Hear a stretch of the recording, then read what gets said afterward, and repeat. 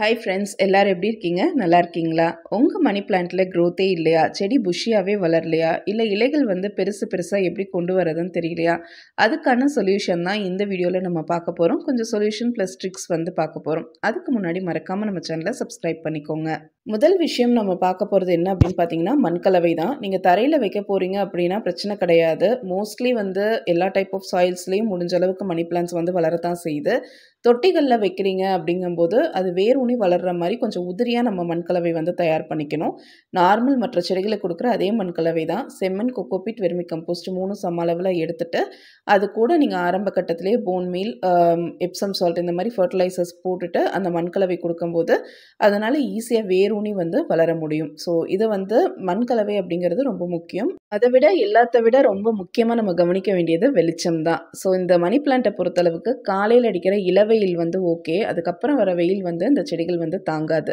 So முடிஞ்ச அளவுக்கு நேரடி சூரிய ஒளி படாத இடங்கள்ல, ஆனால் நல்ல வெளிச்சமாக இருக்கக்கூடிய இடங்கள்ல நீங்கள் மணி பிளான்ட்டை வைக்கும்போது க்ரோத் ரொம்பவே நல்லாயிருக்கும். ஒன்ஸ் அந்த இடத்துல செட் ஆயிடுச்சு, க்ரோத் நல்லா இருக்குது அப்படிங்கிற பட்சத்தில் அந்த செடிகளை அடிக்கடி இடமாற்றம் செய்கிறது நீங்கள் ஸ்டாப் பண்ணிக்கணும். ஒரு இடத்துல அதை பெர்மனெண்ட்டாக வைக்கிற மாதிரியான ஒரு இடத்த சூஸ் பண்ணி நீங்கள் வைக்கணும். எக்ஸாம்பிளுக்கு காமிக்கிறேன். இப்போ மேலே ஓப்பன் ஸ்பேஸாக இருக்குது. 3 சைடும் எனக்கு மறைவாக இருக்கும் எங்கள் வீட்டில். இப்போ இந்த இடத்துல பார்த்தீங்கன்னா வெயில் எந்த சீசன்லேயுமே வெயில் டைரெக்டாக படாது இந்த இடத்துல. ஆனால் வெளிச்சம் பார்த்தீங்கன்னா அவ்வளோ வெளிச்சமாக இருக்கும். ஸோ இந்த இடத்துல தான் நான் மணி பிளான்ட்ஸ் வச்சுருக்கேன்.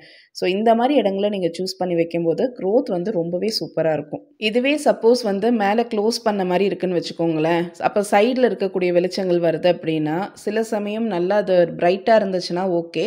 பட் அந்த வெளிச்சம் போதுமானது இல்லை அப்படின்னாலும் மணி பிளான்ட்டோடைய க்ரோத் நல்லா இருக்குது. முடிஞ்ச அளவுக்கு இந்த மாதிரி ஓப்பன் ஸ்பேஸ் இருக்கிற இடங்களில் வைக்கும்போது ரொம்ப சூப்பராகவே மணி பிளான்ட்ஸ் வளரும்.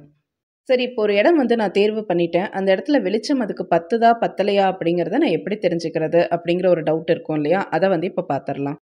மணி பிளான்ட்ஸ்க்கு வெளிச்சம் பத்தலைங்கிற பட்சத்தில் இந்த மாதிரி தான் அந்த தண்டுகள்லாம் பார்த்தீங்கன்னா ஒரு மாதிரி எல்லோ கலர் ஆக ஆரம்பிச்சிரும். ஒரு மாதிரி சுருங்கி போன மாதிரி ஆயிரும். அந்த பச்சை கலர்லையே இருக்கும், ஆனால் சுருங்கி போன மாதிரி இருக்கும். ரொம்ப நீளமாக அப்படியே ஒரு மாதிரி அது என்ன சொல்கிறதுனால நீளமாக இருக்கிற மாதிரி இருக்கும். இலைகள் அங்கங்கே இருக்கும். இலையில் பெருசாக அந்த அளவுக்கு ஒரு ஃப்ரெஷ்னஸ் இருக்காது. ரொம்ப சிறுத்து போகிற மாதிரி இருக்கும் இலைகள்லாம் பார்க்குறதுக்கு. ஸோ நீங்கள் இந்த மாதிரி தண்டுகள் பார்க்கும்போதே நீங்கள் தெரிஞ்சுக்கணும், ஓகே அதுக்கு தேவையான வெளிச்சம் கிடைக்கல அப்படின்னு சொல்லிட்டு. ஓவர் சூரிய வெளிச்சம் இருந்தாலும் நேரடி சூரிய வெளிச்சம் மத்தியான வெயிலெலாம் படுது அப்படின்னா கண்டிப்பாக இந்த மாதிரி பிரச்சனைகளும் வரும். ஸோ வெளிச்சம் பத்தலைனாலும் இருக்கும், நேரடி சூரிய வெயில் தாங்காமையும் இந்த மாதிரி பிரச்சனைகள் வரும். ஸோ அதுக்கேற்ற மாதிரி நீங்கள் அட்ஜஸ்ட் பண்ணிவிட்டு வேறு இடங்கள்ல அந்த செடிகளை மாற்றி வச்சிடணும். உங்கள் செடி வெளிச்சத்தில் தானே இருக்குது, அப்புறம் எப்படி இப்படி வந்துச்சு அப்படின்னு கேட்டிங்கன்னா, என்னுடைய செடி கீழே ஃபுல்லாக அடர்ந்து இருட்டாக இருக்கிற மாதிரி இருக்கும். ஸோ கீழே இருந்து இருக்கக்கூடிய கிளைகள் இந்த மாதிரி சில கிளைகள் மாறுறது நார்மலான ஒரு விஷயம் தான். இந்த அளவுக்கு அடர்ந்து இருக்கும்போது வெளிச்சம் கீழே வரைக்கும் போகாது இல்லையா? ஸோ அது மாதிரி சில கிளைகள் அந்த மாதிரி இருக்கும்.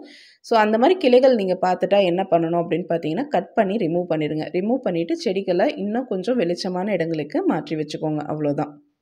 அடுத்ததாக நல்லா புஷ்ஷியாக மணி பிளான்ட் வளர்க்கணும்னு ஆசை இருக்கும் இல்லையா? சப்போஸ் நீங்கள் வாங்கிட்டு வந்திருக்க மணி பிளான்ட் இந்த அளவு சைஸில் வளர்ந்துருக்குன்னு வச்சுக்கோங்க.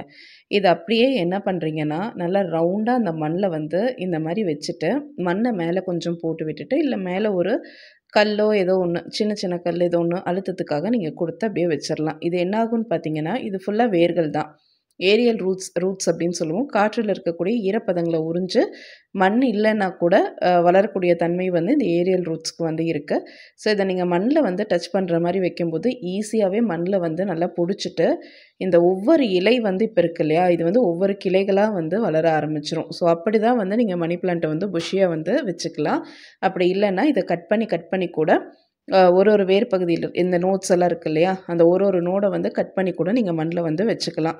அது நீங்கள் வேறு ஒரு தொட்டியில் வைக்கிறீங்கன்னா அந்த மெத்தட் நீங்கள் ஃபாலோ பண்ணிக்கலாம். ஒரே தொட்டியில் புஷ்ஷியாக வேணுங்கும்போது இந்த மாதிரி ரவுண்டாக மடித்து மேலே அந்த நோட்ஸ் அந்த வேர் இருக்கு இல்லையா, அந்த இடங்கள் மேலே மண் கொஞ்சம் போட்டுட்டோ இல்லை மேலே ஒரு சின்ன கல் வச்சுட்டோ இந்த மாதிரி வைக்கும்போது பார்த்தீங்கன்னா, இதிலேருந்து ஒவ்வொரு கிளைகள் வரும்போது உங்களுக்கு தொட்டி ஃபுல்லாக மணி பிளான்ட் நல்லா புஷ்ஷியாக வளர்ந்த மாதிரி இருக்கும்.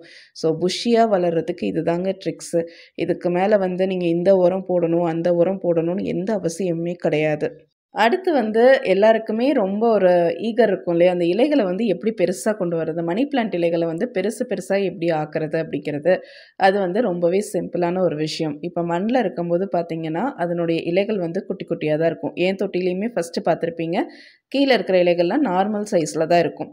நீங்கள் ஒரு மணி பிளான்ட்டை தொட்டியில் வைக்கிறீங்க அப்படின்னா கூடவே ஒரு காயர் பித்து ஸ்டிக் அந்த மாதிரி ஸ்டிக் வந்து நீங்கள் நூனும் போது இந்த மணி பிளான்ட் என்ன பண்ணுன்னா அதோட ஏரியல் ரூட்ஸ் இருக்கு இல்லையா, அந்த ரூட்ஸை வந்து அந்த காயர் பித்து மேலே அட்டாச் பண்ணிவிட்டு வளர ஆரம்பிக்கும். ஸோ பொதுவாக இந்த ஏரியல் ரூட்ஸ் போய் எங்கெல்லாம் ஸ்டிக் பண்ணி வளருதோ அந்த இடத்துக்கு ஏற்ற மாதிரி இலைகளுடைய சைஸ் வந்து பெருசாக ஆரம்பிச்சிடும். இப்போ என்னுடைய தொட்டி வந்து சின்னது அப்படிங்கிறதுனால அதில் இருக்கிற காயர் பித்துலேருந்து வந்திருக்க இலைகளுடைய சைஸ் வந்து நீங்கள் பார்த்துருப்பீங்க. அது போக இப்போ என்னென்னா பிடிச்சு செவரில் ஏற ஆரம்பிச்சிட்டாங்க. ஸோ அவங்களுக்கு கரெக்டான ஒரு வெளிச்சம் இருக்குது, பக்கத்தில் ஏறுறதுக்கு செவர் இருக்குது. ஸோ செவரில் இருக்கிற ஈரத்தன்மையை வந்து உரிய ஆரம்பிச்சிருவாங்க. இது காலப்போக்கில் செவருக்கு ஒரு பாதிப்பு தான். பட் இருந்தாலும் நான் அப்பப்போ வந்து இதை வந்து கட் பண்ணி விட்டுருவேன் வருஷத்துக்கு ஒரு தாட்டி. ஸோ இது பார்த்தீங்கன்னாவே உங்களுக்கு தெரியும் செவுத்தில் வேர் விட்டு ஏறக்கூடிய இலைகளுடைய சைஸ் வந்து எந்த அளவுக்கு இருக்குது அப்படின்னு சொல்லிட்டு வந்து இன்னுமே வந்து பெருசாயிட்டே போகும். இது வந்து போன வருஷம்லாம் பார்த்தீங்கன்னா இன்னும் நல்லா பெரிய பெரிய சைஸில் இருந்தது. நான் ஃபுல்லாக ட்ரிம் பண்ணி விட்டுட்டேன். இதே வந்து நீங்கள் தரையில் வைக்கிறீங்க, கிரவுண்டில் வைக்கிறீங்கன்னு பார்த்தீங்கன்னா பக்கத்தில் காம்பவுண்ட் இருந்தாலும் சரி, இல்லை மரங்கள் இருந்தாலும் சரி, இப்போ தென்னை மரத்து மேலெல்லாம் ஏற்றி விடுறீங்கன்னா அந்த செடியினுடைய இலை வந்து பார்த்தீங்கன்னா சும்மா அப்படியே மெகா சைஸில் இருக்கும். நீங்கள் விருந்தே சாப்பிட்லாம் உட்காந்து. அந்த அளவுக்கு பெரிய பெரிய இலைகள் வந்து வரும். ஏன்னா அது வந்து தரையில் இருக்குது இல்லையா. ஸோ அங்கேருந்து வளர்கிற செடிகள் வந்து அந்த ஏரியல் ரூட்ஸ் வந்து பக்கத்தில் எதை பிடிச்சி காம்பவுண்டோ மரமோ எதை பிடிச்சி ஏறினாலுமே அந்த இலையினுடைய சைஸ் வந்து ரொம்ப ரொம்ப பெருசாக இருக்கும். பார்க்குறதுக்கே வந்து நல்லா அழகாக இருக்கும்.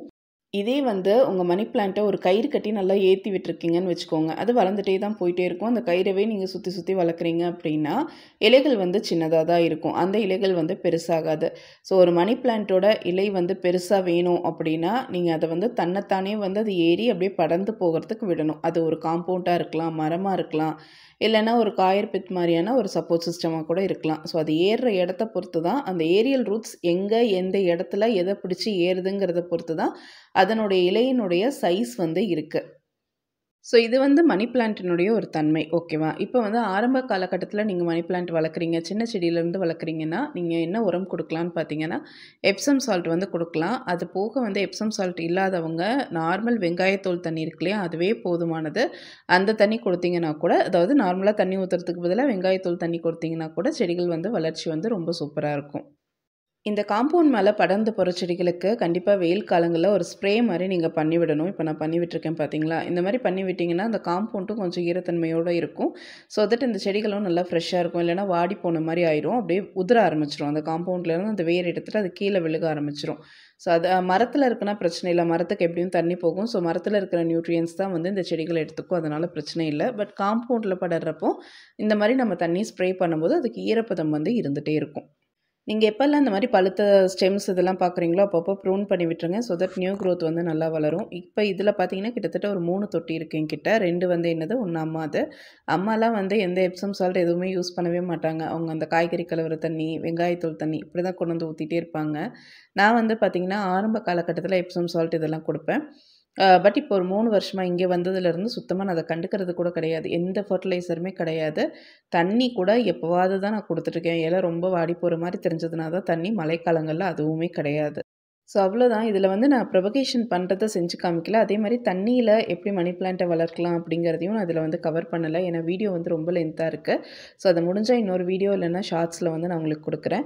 அண்ட் உங்களுக்கு வந்து இந்த வீடியோ யூஸ்ஃபுல்லாக இருக்கும்னு நினைக்கிறேன். இது வரைக்கும் நீங்கள் மணி பிளான்ட் ட்ரை பண்ணல, இல்லை பண்ணி ஃபெயிலியர் ஆகிருக்கு அப்படின்னா நான் சொன்ன இந்த விஷயங்கள் எல்லாம் ஃபாலோ பண்ணி பாருங்கள். கண்டிப்பாக உங்களுக்கு சக்ஸஸ்ஃபுல்லாக ஆகும். ஸோ மெயின் விஷயம் வெளிச்சம், அதை கருத்தில் வச்சுக்கோங்க. அதுக்கப்புறமா சாயில் மிக்ஸ். ஓகேவா. உங்களுக்கு இந்த வீடியோ பிடிச்சிருக்குன்னா லைக் பண்ணுங்கள், ஷேர் பண்ணுங்கள், கமெண்ட் பண்ணுங்கள். அண்ட் கார்டனிங் பிடிக்கும்னா நம்ம சேனலை சப்ஸ்கிரைப் பண்ணிக்கோங்க. இன்னொரு வீடியோவில் பார்க்கலாம். நன்றி, வணக்கம்.